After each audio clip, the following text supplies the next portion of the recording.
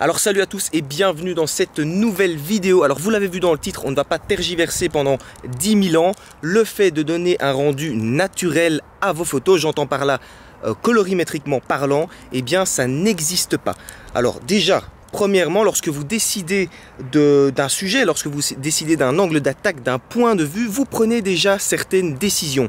Vous décidez de nous montrer certaines choses et volontairement de nous cacher d'autres choses. Donc dès que vous décidez d'un cadre et d'un hors-champ, d'un hors-cadre, vous prenez des décisions, alors allez jusqu'au bout des choses. C'est un peu comme de dire que Koh Lanta finalement c'est la vraie vie parce qu'on filme des vraies personnes et des vraies actions. C'est totalement faux. Vous savez très bien que tout le contexte qui est alentour est complètement dirigé par une production. C'est pareil pour vos photos. C'est encore l'idée de ceci n'est pas une pipe de Magritte. Effectivement, vous ne nous montrez pas une pipe, vous nous montrez la représentation d'une pipe à travers votre photo, à travers votre cadre, et vous décidez volontairement d'omettre certains détails. À l'époque, comme aujourd'hui d'ailleurs, il existe encore beaucoup de photographes qui considèrent que la vraie photographie se fait en noir et blanc. Alors finalement, est-ce qu'on n'est pas un petit peu vieux jeu? Est-ce qu'on reste pas sur des a priori comme à l'époque?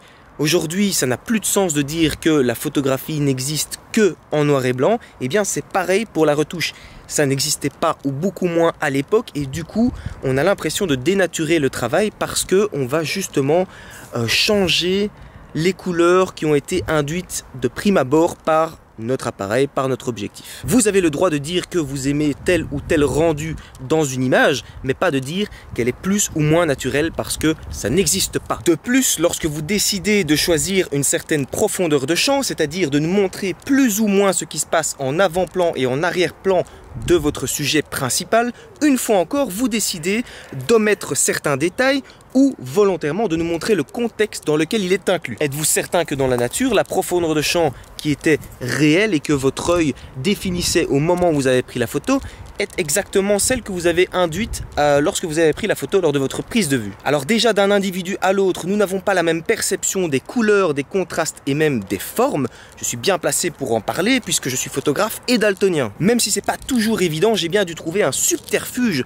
pour leurrer mes clients et donc essayer justement de marquer fortement ma patte, en fait, ma colorimétrie, afin que mes photos justement ressortent un petit peu du lot. Et pourtant, même avec ça, je peux vous promettre que certains de mes clients m'ont déjà fait le compliment d'aimer mes photos parce qu'elles avaient particulièrement un rendu naturel. Alors que je vais vous montrer juste après, je suis a priori quelqu'un qui retouche assez fort les couleurs justement afin de m'éloigner assez bien des couleurs naturelles, des couleurs de base que mon appareil photo induit. Vous n'êtes pas encore convaincu? Eh bien sachez déjà que d'une marque, d'un modèle, d'appareil photo ou même d'objectif à un autre, vous aurez un rendu des couleurs et même du bokeh par exemple totalement différent. Vous allez peut-être vouloir retoucher les couleurs des peaux de vos modèles afin de leur donner un rendu que vous estimez plus naturel, alors que peut-être qu'il y a justement une incidence due au contexte dans lequel vous prenez la photo. Par exemple, lorsque je fais des photos de coupe, moi j'aime bien les inclure dans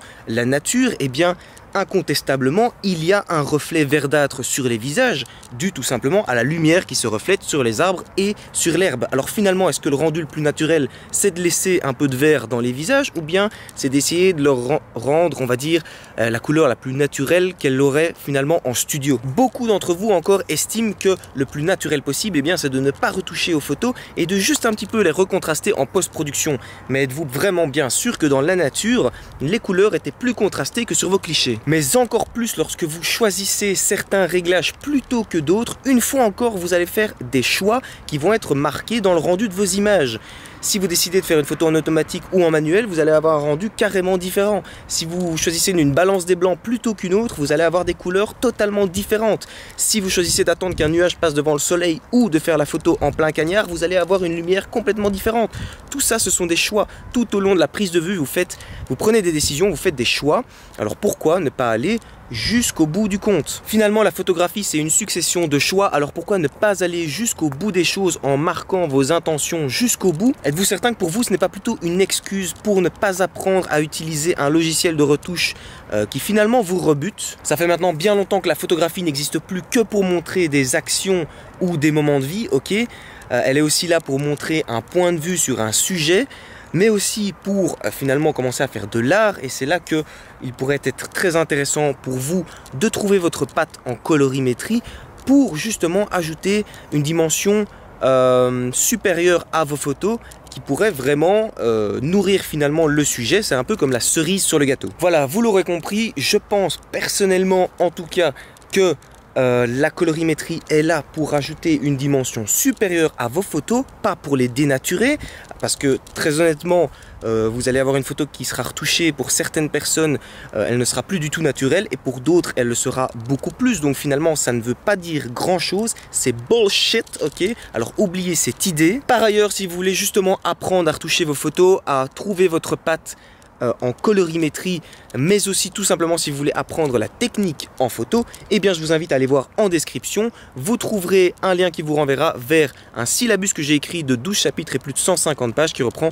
pratiquement l'intégralité de mes connaissances en photo, mais aussi pour les débutants, un plan d'action sur 30 jours. Donc par exemple, le premier jour, je vous inviterai à lire tel chapitre du syllabus, le jour 2, mettre en application le chapitre lu la veille, et ainsi de suite sur 30 jours pour essayer de vous libérer totalement de la technique et du matériel en photo afin de commencer à faire la vraie photo, celle qui vous intéresse. Alors vous trouverez tout ça en description. Pour l'heure, je vous dis à très vite dans une prochaine vidéo. Bien à vous!